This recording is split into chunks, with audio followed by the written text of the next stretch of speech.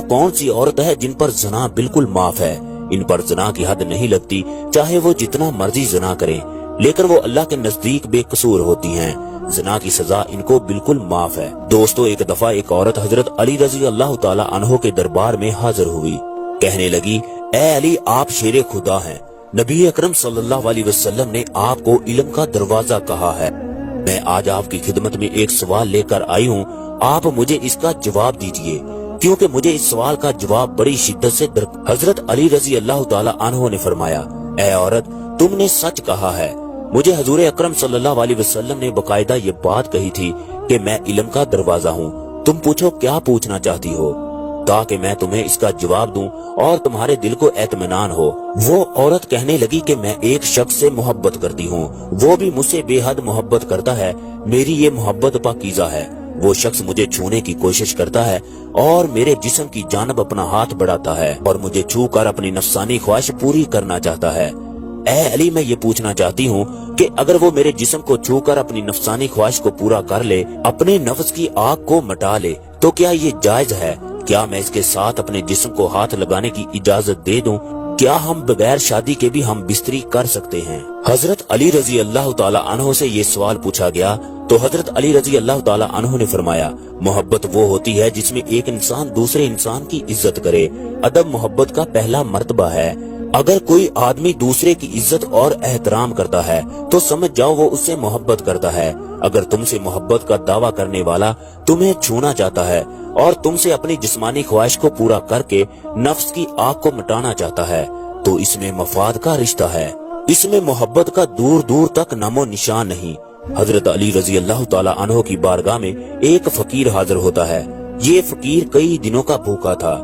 آپ رضی اللہ تعالی عنہ سے عرض کرنے لگا، میں کئی دنوں کا بھوکا ہوں، لہٰذا مجھے کھانے کے لیے کچھ دیا جائے۔ حضرت علی رضی اللہ تعالی عنہ نے اپنے بیٹے کو گھر سے پوچھنے کے لیے بھیجا کہ گھر میں کچھ کھانے کے لیے ہے بھی کہ نہیں۔ وہ بچہ گھر جا کر اپنی والدہ سے کہتا ہے تو والدہ جواب دیتی ہے کہ گھر میں صرف 5 درہم موجود ہیں۔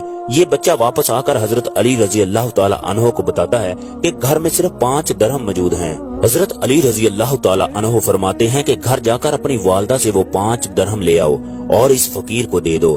یہ بچہ گھر جا کر وہ درہم لے آتا ہے۔ والدہ کہتی ہے کہ اپنے والد کو بتا دینا کہ گھر میں کھانے کے لیے کچھ بھی نہیں ہے۔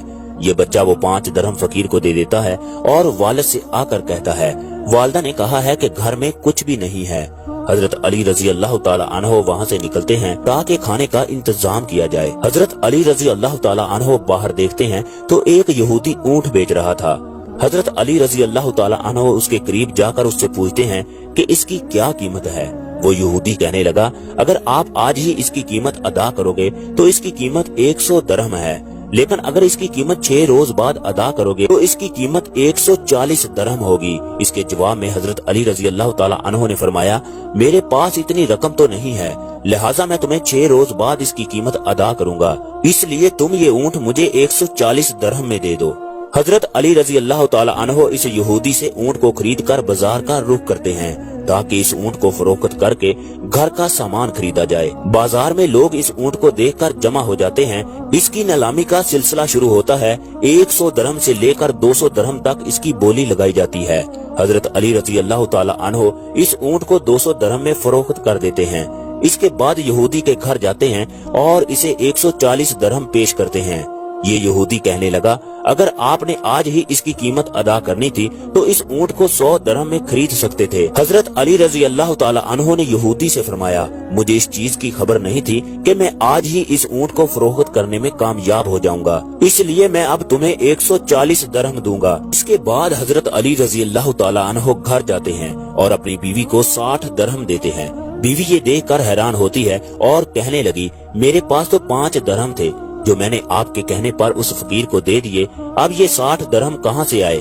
حضرت علی رضی اللہ تعالی عنہ فرماتے ہیں، کیا تمہیں اللہ پر توکل نہیں ہے؟ خواتینوں حضرات، حضرت علی رضی اللہ تعالی عنہ کا اللہ پر اس قدر یقین تھا کہ حضرت علی رضی اللہ تعالی عنہ فرماتے تھے کہ رزق انسان کو موت کی طرح تلاش کرتا ہے۔ اب ہم بات کریں گے کہ وہ کون سے 3 لوگ ہیں جن پر زنا حرام ہے، وہ کون سی عورتیں ہیں جن سے نکاح نہیں کیا جا سکتا۔